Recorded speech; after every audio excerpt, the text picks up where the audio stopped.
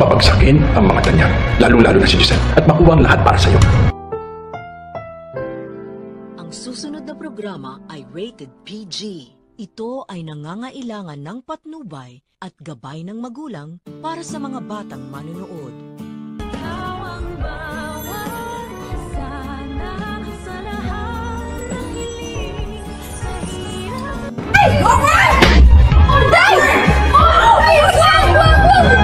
Hindi nagustuhan ni Eric ang ginagawang pagtulong ni Justin sa kanyang inang si Giselle. Bagkos ay ipinaalala ng ama sa anak kung ano ba talaga ang misyon at pakay nilang dalawa kung bakit nasa Apex sila ngayon. Ayun nga ay pabagsakin ang pamilyang Tanyag at hindi daw sila dapat maging superhero para lang iligtas ang pamilyang ito. At nais din ni Eric na mapunta ang lahat ng ari-arian ng mga Tanyag kay Justin. Ano ba yan, Direk? Teleseryeng abot kamay na pangarap ng mga kontrabida. Napakarami namang kontrabida. Mga alagad mo yan, no? Haha, char! Sa kabilang banda ay papalayain na ni Madam Lotus ang ilan sa mga binihag nila. Pero, hindi daw nila papakawalan ang mga kamag-anak ni Giselle Tanyag. Kasunod nga niyan ay magkakaroon ng komosyon sa pagitan ng isang preso na alagad ni Lotus at ni Robert.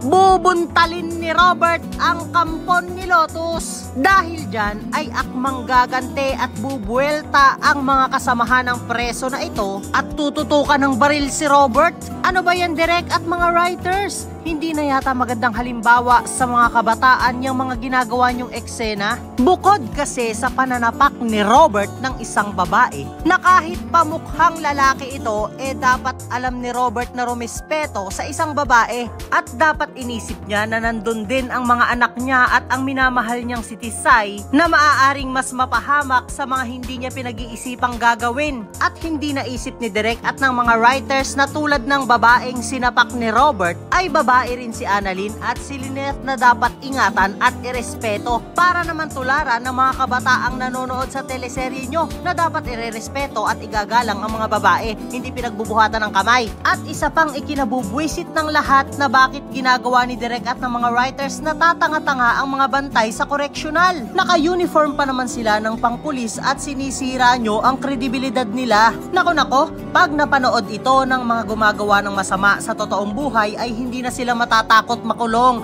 dahil ganyan naman pala ang mga bantay sa kulungan. Engot-engot, haha, char, kagigil. Kaya naman kung isa ka rin sa mga nagnanais na gumawa naman sana si Direk at ang mga writers ng mga makabuluhang eksena at kapupulutan ng aral, ay huwag mo naman kalimutang mag-like, share, and subscribe, and please hit the notification bell. Salamat sa panonood. Paalam!